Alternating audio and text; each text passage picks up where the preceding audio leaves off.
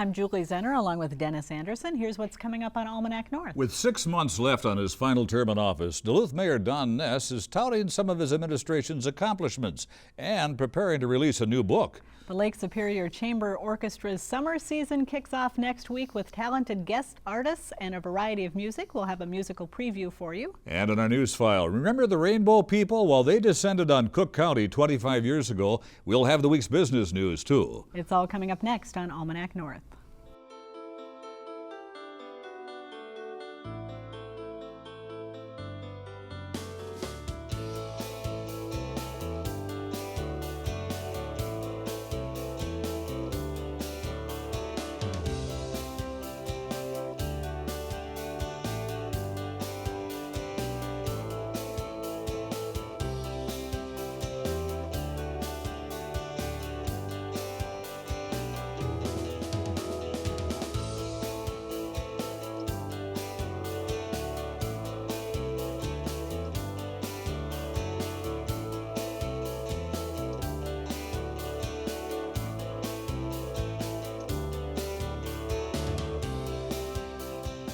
Hello and welcome to Almanac North. Thanks for watching. This week's show was recorded on Wednesday because of the July 4th holiday weekend. So happy Independence Day to you and to you, Denny. Oh, thank you very much, Julie. Appreciate that. Happy 4th of July to everybody and yourself. All right, and we've got a good show today, so let's introduce our first guest. Thank you very much, Julie.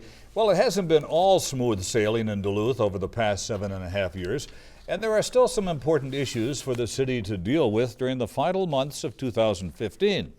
But Duluth's popular mayor seems to be contemplating his legacy recently and even has a new book on the way. Joining us now is Don Ness, mayor of Duluth and an aspiring author. Thank you very much, Mayor, for being here. Your statement this week on the retiree health unfunded liability still has a big number to go. Are we still making progress? Will that number come down? Yeah, well, you know, when you look at where we started 10 years ago, really 10 years ago this month, we had an unfunded liability of $280 million, and that was projected to grow to $417 million by 2017, by today. Instead, because of the reforms that we put in place, now the liability is $126 million or somewhere around that number. So the difference is between 417 and 126 is the difference between bankruptcy and solvency. Mm-hmm. And we're at a place now, because of the money that we've set aside into a trust fund for future healthcare liabilities, that we can sustain the current amount that we're paying for retiree healthcare at $9 million into the future until the benefit starts to become less expensive, because all new employees working for the city now are on a defined contribution rather than a defined benefit plan. It did leave a bit of a sour taste in the mouth of some city employees. What kind of a plan is available now? You say that they are contributing to their own plan as of their new hire? Well, before, all new employees, so those that have been hired within the last 8 years are in defined contribution. Essentially, we make a contribution on an ongoing basis into a healthcare savings account that they'll be able to take into their retirement. Prior to our reforms, there's 100 different variations of retiree healthcare. Some of it plan design 1983, 50-cent copays for name brand prescription drugs. We were able to move them all to a single plan, still a very generous plan, better than most people have in our community, but there are higher copays and higher deductibles, so that's been able to drive down our costs. At the same time as we've been setting money aside, we're now up to about $43 million in this trust fund that will be used to pay for future benefit. That was a big undertaking. Would you characterize it as one of your greatest challenges as mayor? Absolutely, and it's the one that I care most about. I mean, this is an issue that as a city councilor I kind of got my arms around, started this task force that was really the key element of putting us on the path of solving it. We had to take a number of very controversial steps. We had a lawsuit that went all the way to the Minnesota Supreme Court, a lot of very difficult political stances, and it took a commitment to say this is really important for the health of our city long term, and I'm really proud of the progress that we've made. A lot of pressure on you individually from different folks in the community? Well, absolutely. You know, when I first started looking at this issue, the conventional wisdom was, both for political reasons and for legal reasons, this is an issue that simply cannot be solved. And so there were a lot of people that were saying the only way that the city can get out of this problem is to to go through bankruptcy. And there are other cities across the nation who went down that path, who said, we can't afford this benefit, we're going to go bankrupt, and then both parties lose. The city loses because they're now bankrupt, and the retirees lose because their benefit goes away. So with the changes that we've made, now retirees can be confident that their benefit will remain for the long term. When you leave office in 6 months, Don, what else do you think your legacy will be? Well, the other issue that I'm really proud of is that we have eliminated sanitary sewer overflows into Lake Superior. In 2001, we had 8.1 million gallons of untreated sewage entering into the lake. That's an embarrassment for our city. The most important and sacred responsibility that we have as Duluthians is to protect the fresh water in Lake Superior. And now, over the last 3 years, not a single drop of untreated sewage has entered the lake. And didn't the EPA just recently sign off on all that's transpired over the last few years? So there was a lawsuit called a consent decree that was hanging over the city, and we actually completed our responsibilities under that consent decree 2 years ahead of schedule. Of course, the book has been a topic of a lot of discussion in the community and on Facebook. You've been going back and forth between covers for the last few days. Talk about the process of putting a book together and what you hope people who read it get out of it. It has been a very interesting process. I knew very little about book publishing prior to going into it. I've been up late every night for the last 6 months, essentially when the kids go to bed at 7 o'clock until 11:30 or midnight. There's the cover that we're looking at right now. I've learned a lot. It's been a very painful process. I thought I'd just be able to take a whole bunch of my speeches and things I've wrote in the past and just throw them into a book. But the reality is that they weren't ready for publication. Where does the title come from, Mayor? Well, I'm born and raised on the hillside and proud of that. And my brother Jamie has a song called Hillsider. I've always liked that concept. I take a lot of pride coming from the hillside. Laura and I are raising our family on the hillside right now. And it's also a nod to this community. It's a beautiful city built on a hillside overlooking the greatest lake in the world. And I have had a chance to pre-read it a little bit, and it's really an interesting read. So I'm excited for it to come out. Lots of good stories. One of them that comes to mind is about craft beer, which also was in the news this week as Duluth and St. Paul are kind of squabbling over who has the title of craft beer capital of Minnesota. Yeah, we had a lot of fun with that, and Mayor Coleman is a friend of mine, and he actually wasn't aware that they were moving this forward. But so 2 years ago, we claimed that Duluth is the craft beer capital of Minnesota. We're very proud of the local businesses in town that put a great product together. And so we kind of put a stake in the ground. But now Terry Mattson, who is now working in St. Paul, who used to be in Duluth, is now running their Convention and Visitors Bureau, and he kind of put a shot across the bow and with this billboard in West Duluth claiming that St. Paul is the craft capital of Minnesota. He doesn't know how to tweak his former mayor, does he? No, right, yeah, that's nothing personal there. I would be remiss if I didn't ask the question, have you found a new job? I have not. With spring is a very busy time in City Hall, and between that and the book, I really haven't had time to focus on that question. Things slowed down after the 4th of July and until Labor Day, and I think that's when I'm going to start having some conversations with folks. So stage 2 is to come, huh? Yeah, and I'm excited about it. I love this job, and there's still so much going on in City Hall that it's keeping me busy. But at a certain point, I have to start thinking about how I'm going to support my family come January 4th in the next year. Mm-hmm.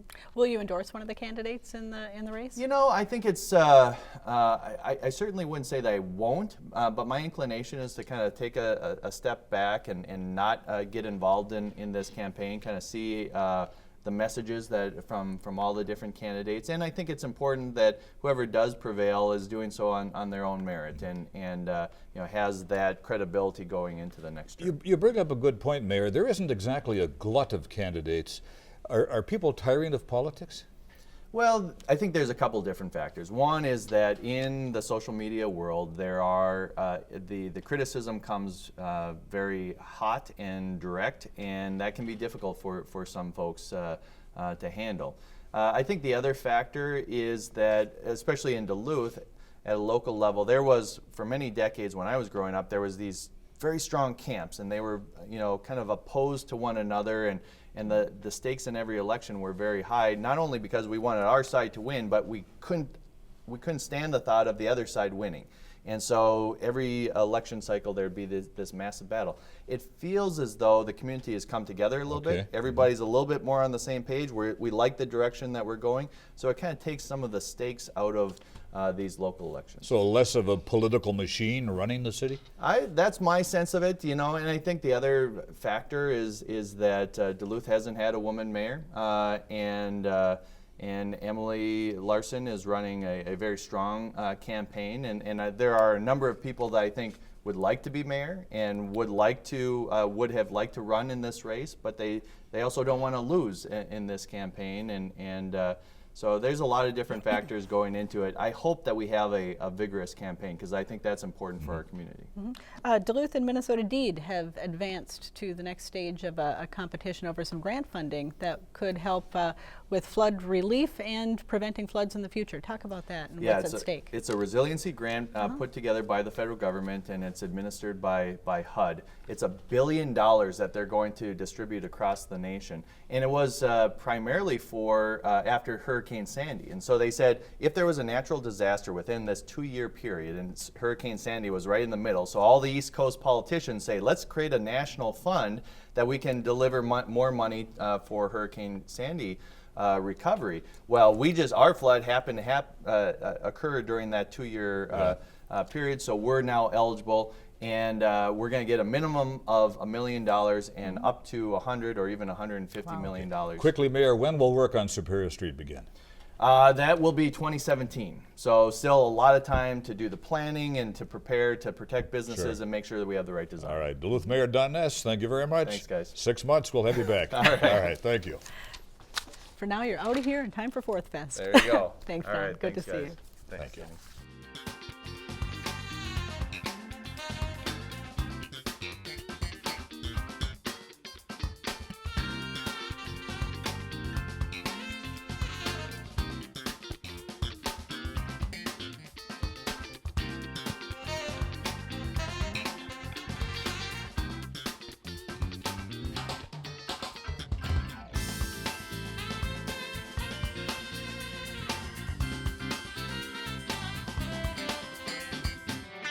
Now, let's dig into our news file archive for a look at what was making news 25 years ago this week. There are only 2 ways into the Rainbow Camp: walk 2 miles or hop aboard a crowded pickup truck and meet the family. All over the world, from all over America, from different cultures, different heritages, different backgrounds, races, and a lot of different new ideas too. Get to come together here and communicate with each other. And that's one of the reasons I come, is for that. For the Rainbows, the camp is home, an acronym for Here on Mother Earth. And there's really no other place on Earth like it. For one thing, money's not allowed, but trading is. Anything from crystals to organic bug spray. The trading circle is located on the Yellow Brick Road, one of 2 walking paths through the camp. The road is lined with flags, tents, and colorful banners, none nearly as colorful as the people, like these Hare Krishnas. The Krishnas also operate one of the most popular camp kitchens, which will feed thousands of people over the next few days. What we try to do when we come to these things is just cook a nice meal for everyone, because it seems like everyone really appreciates that we have nice hot meals and lots of food for everybody. So far, about 3,000 rainbows have come home to the Superior National Forest over the last couple of weeks. But the big exodus is expected to come this weekend in time for the 4th of July celebration, when an estimated 10,000 people will be here. With photographer Dave Stokes, Julie Zenner, KDLH News.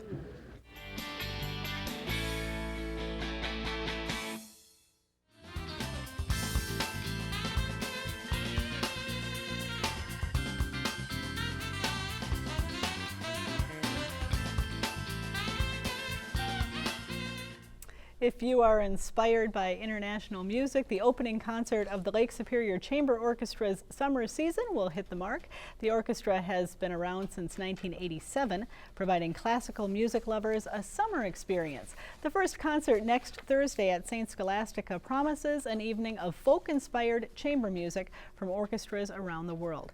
Joining us now is Warren Friesen, the orchestra's artistic director. And Eli Bissonett is a violinist and guest artist for the Chamber Orchestra's first concert. Welcome to both of you, and thanks for being here. Thank you.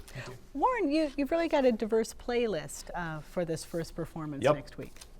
11 different pieces, and we touch on all 6 habitable continents.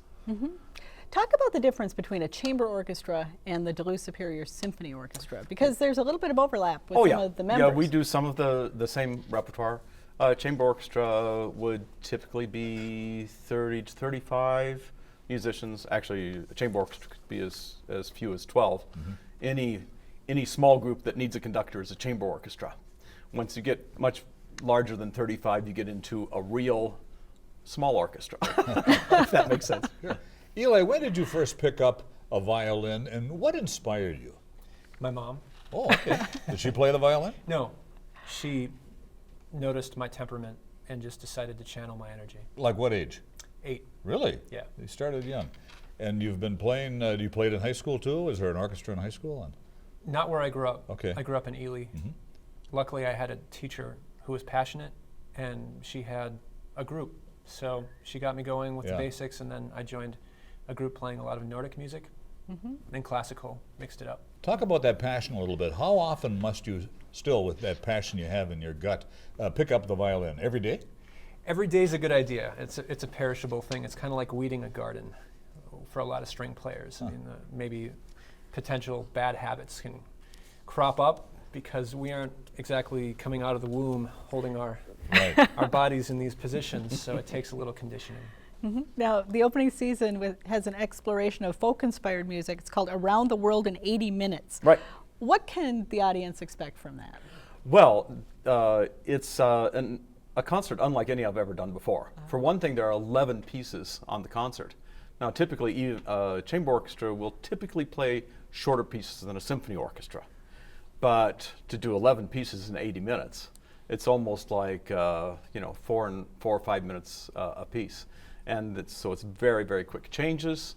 We start with a very popular Hoedown by Copeland, but that's pretty much the last composer they're going to recognize. And there's one piece called Blue Rose by a composer from Australia, and that's for strings and didgeridoo. I've never played with the didgeridoo before. Sure. And then Eli is doing the US premiere of a wonderful violin concerto for violin, strings, and 12-string guitar by a Finnish composer named Timo Alakatila. I really had to work on that. I'm sure you did. And Eli, you're going to be playing a piece, not that one, but another piece for us in just a few minutes. Talk about what you're going to play for us. I'm going to play a tune that represents, it's a little bit obscure, it represents kind of the confluence of Finnish and Swedish culture. Nordic fiddling is one of my keen interests. You were born in Finland. I was born in Finland, the country. So it's a Finnish-Swedish polska, and a polska is a dance in 3. It's a little slower than a waltz. Is there something that characterizes Nordic fiddling that's different from American fiddling that people might be more familiar with bluegrass?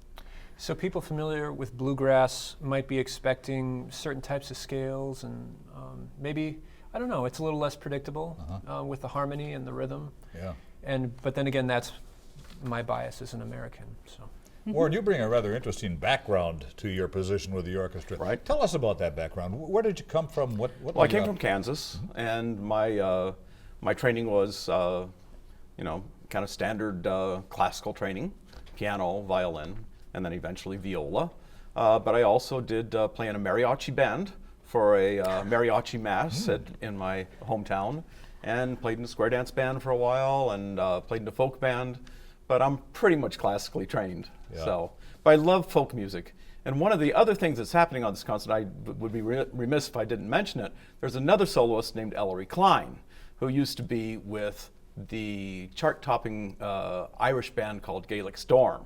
So she's going to be soloing as well, and the whole concert closes with this wonderful double concerto for Celtic fiddler and bluegrass fiddler. Oh, wonderful. And Ellery's going to be playing the Celtic part, and Eli's taking over beautiful. the bluegrass part. And each of the concerts this summer will have a guest musician. Yes, well, the second one has 2 guests. We're doing the Brahms double concerto. The third concert is very special because it's with a puppet troupe. And we are doing the world premiere of a new piece by an Iranian composer named Hushar Khayyam. It's called Kalila. And that's with the Magic Smelt Puppet Troupe, also involves Lake Superior Youth Chorus. It's really exciting. And then the final concert is with Emily Van Ivra, probably the greatest, most celebrated musician to come out of Duluth ever. Soprano, 30 albums to her name, and it's wonderful. Mm-hmm. Eli, have you played with this group before? No. How does that work as a soloist coming in? Have you been in communication with the other musicians, Well, or have you started parachute, parachuting in. How much practice time do you have with them? You mean our rehearsal time? Yeah, we have. We're devoting a week, essentially devoting a week to rehearsal. In addition to the quartet project that Warren has been involved with, as well as the Fiddle Mania project. So LSCO has educational outreach. So yeah, we're rehearsing over a course of a few days.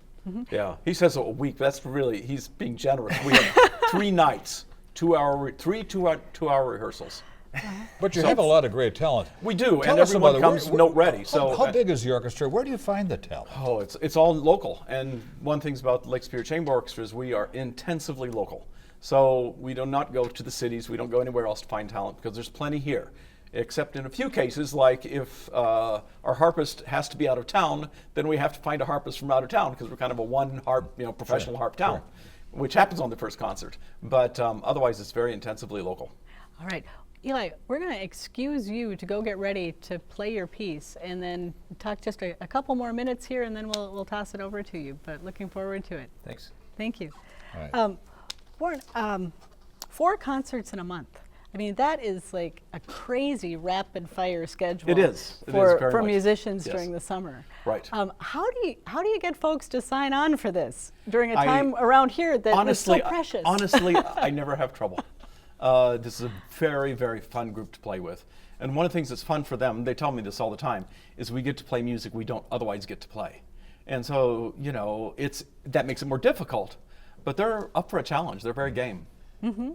And is it important to keep the music accessible to people during the summer because it's kind of a vacation, laid-back time for folks? Occasionally, occasionally we will commission works from new composers. I was talking to a composer recently, and she said, well, what do you want? I said, just don't make it too angst-ridden. We go through 10 months of winter. We don't need dreariness in the summer too. So keep it light. How does this orchestra differ from the DSSO?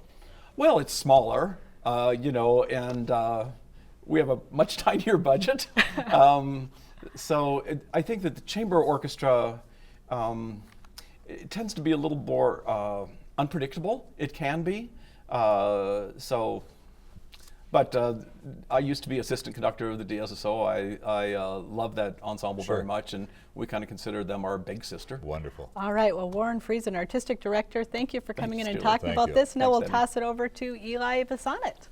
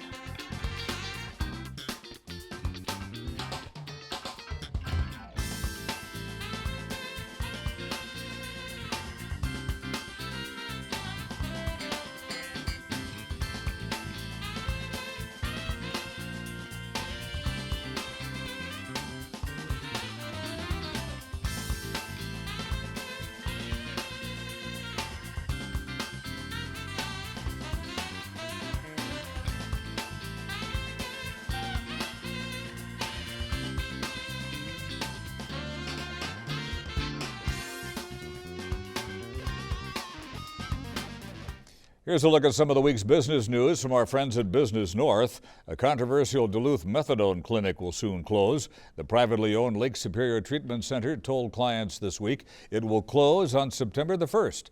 The center has been under intense scrutiny during recent years. It has received multiple state citations and its license was revoked. A new clinic will open soon. The Center for Alcohol and Drug Treatment plans to open Clear Path Clinic on July 21st in Duluth. Executive Director Gary Olson said it will help absorb the patients when they are no longer served by Lake Superior Treatment Center. LHB has been selected to work with the School District of Superior to develop a strategy to gain public support for an upcoming district referendum. School district officials and LHB have identified the need to replace Cooper Elementary School. They also intend to make major educational improvements to Superior High School and enhance the safety, security, and energy efficiency of the building. The district currently operates 8 buildings that house nearly 5,000 students. Well, a job fair was held this week to hire workers for Tractor Supply Company, a rural lifestyle retail chain that is expanding into Ashland. The publicly traded company, which doesn't actually sell tractors, says it markets products that people need to maintain their farms, ranches, homes, and animals. The store will be located on Lakeshore Drive and employ about 15 full-time and part-time workers. With annual sales of $5 billion, Tractor Supply Company has 1,400 retail stores nationwide. For more on these and other stories, visit businessnorth.com. If you have a comment on this week's show, call now, dial 218-788-2849 to leave a message, or send an email to almanacnorth@wdse.org. And the WDSE website is a great resource for updates on your favorite PBS programs, to find out about station events, and even to catch up on episodes of Almanac North that you might have missed. Although nobody misses Almanac North, do they? And I've also been told the website has been redesigned. So really? there's a new version should be up and running this weekend. Excellent. I'm sure it's great. You know what a website is. I do. Okay, good, good. For Denny and the crew here at Almanac North, I'm Julie Zenner. Have a great Independence Day weekend. We'll see you next week.